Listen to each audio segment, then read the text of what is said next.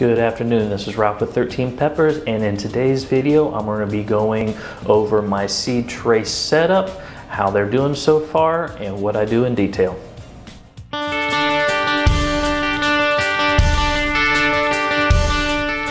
I'm going to do a quick tour of my working area.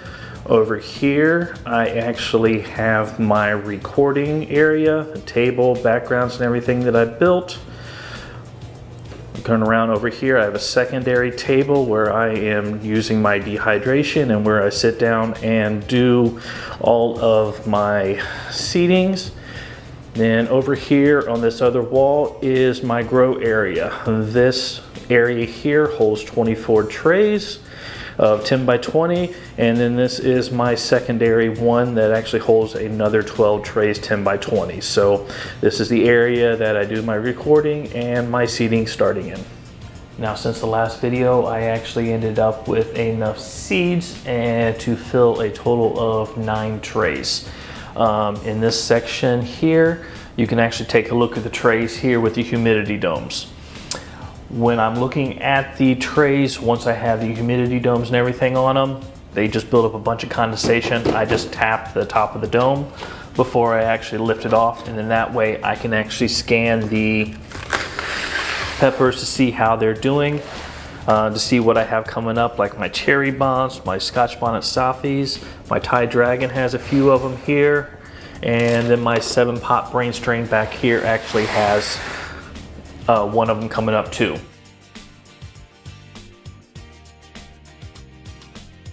The other thing that I do is, because the heating mats that I have there, they don't necessarily heat evenly, so every day when I'm down here and I'm checking the peppers, I actually turn the tray around so that way it kind of rotates where the hotter part of the tray actually is.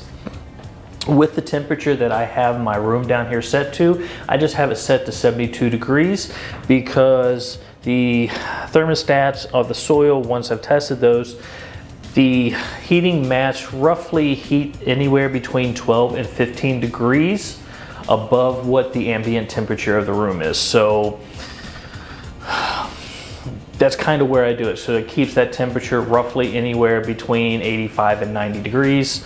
So all their seeds sprout and everything else. The other thing that I do is when I take a look at the tray, I take a look at the soil. I lift it up just to make sure I don't have any water sitting, which once I water and I come back, because I bottom wire the trays, I'll actually go back, fill it just a little bit to where it just comes up to the bottom just barely, let everything sit back in here, and then I'll come back after I went through the rounds and everything, roughly about 20 minutes later, make sure that there is no more water actually sitting in the bottom, that everything has actually been sucked up through the soil.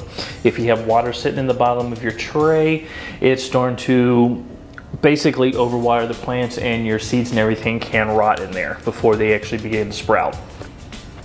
The other thing you want to actually look for on the seedlings here, like these are my Scotch bonnet Trinidad orange, is to make sure the top of the soil is nice and wet. It's a really good indicator that your soil is nice and moist, and not, it's wet but it's not overwatered, because there's no water or anything sitting at the bottom of the tray.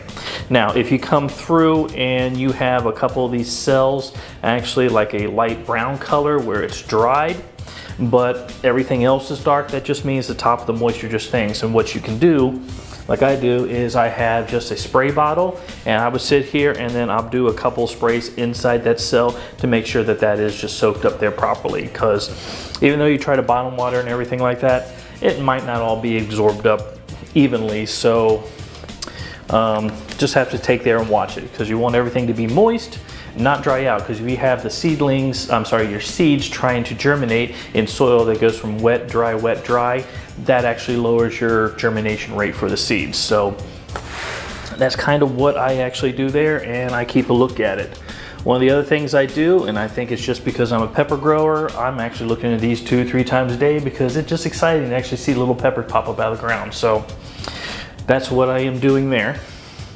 As for the lights, these are shop lights that I picked up. They are LEDs and they actually produce 6,500 lumens. They are set up on a timer that runs 18 hours a day. Basically, they turn off at midnight and turn back on at 6 a.m.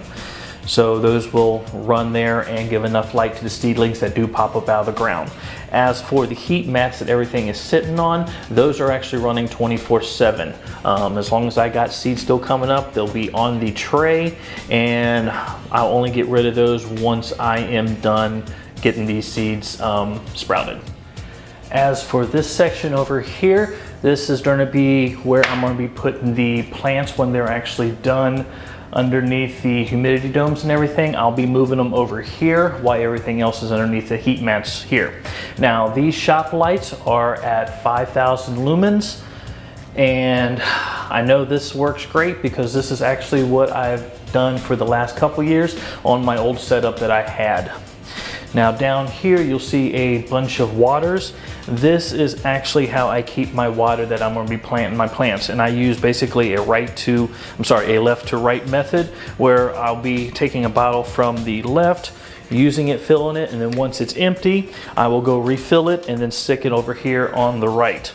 And then once I move this way all the way, then I will start another row over here, and that way I cycle through all my waters, and that way I know which ones have actually been sitting, being able to get the chlorine and everything else out of the water because they've been sitting. So the other thing that I am doing is I am keeping track of everything that I am planting. And this year, since I have a website where I sell my seeds and spices and seasonings here shortly, I want to keep track and be very, very detailed of everything I do. Been planting over the last couple years, and I know in my head roughly what the germination rates are, times and everything, but since I have a site now, I want to be very, very specific so I can share that with everybody. The other thing to do is, if you want to see this sheet and keep track of it, I will be updating it every couple days on my website, and that's at 13peppersbyralph.com. And this will be on the front page, and you can follow along exactly what the dates, times, and everything that I'm doing on there too. The other thing that makes this nice is, since I be planting on different days, like everything I've done here, I planted on some of them on the 15th, finished up on the 16th. When I find different things and different plant dates, then I can just add to it, and then I know when. Because I was just at the store the other day, and one of the big garden centers, I decided just to stop by, and normally I don't look at pepper seeds, but I just glanced over there and I found a couple ones that I'm not growing, so I decided to go ahead and pick them up and do that, which is a shiitake, a shishito, and a Jimmy Nardello. I'm not that familiar with these peppers, so this is going to be something I'm going to be adding, and that way I can keep track of the dates that they are planted, so I know what's going on with those two. I appreciate very much watching the video. If you enjoyed what you saw here and enjoy following along with what I am doing growing seeds, please subscribe to the channel. It would help me out greatly. You can also follow me on Facebook and Instagram at 13 Peppers by Ralph. You can also go to my website, which is 13peppersbyralph.com, where I'll be uploading that grow list every couple days so you can stay up to date with everything I'm doing. Other than that, I appreciate you guys very much and have a good evening. Okay, come on Ralph, get this done. Freaking battery flashing stressful as hell.